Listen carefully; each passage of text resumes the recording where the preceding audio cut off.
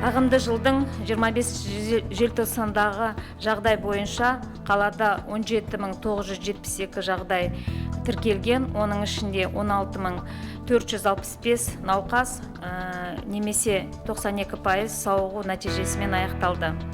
1151 стационарлық және амбулаториялық емдеу алуда, 359 өлім жағдайы, ол 1,9% құрайды.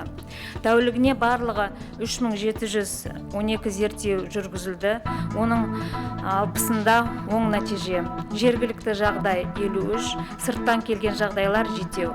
Қазақстан Республикасының ішінде 5, Қазақстан Республикасының тыс жерлерден келген 2 жағдай. Ол Испаниядан 1 жағдай, Германиядан 1 жағдай. Қазіргі таңда қала сары аймақта тұр. 7-ші қаулы бойынша 9-ші қосымшаға сәйкес акциялар өткізбей, жұмыс күндері, демалыс және мереке күндері жұмыс кестесін сағат 10-нан 24-ке дейін белгілей отырып ұйымдастыру.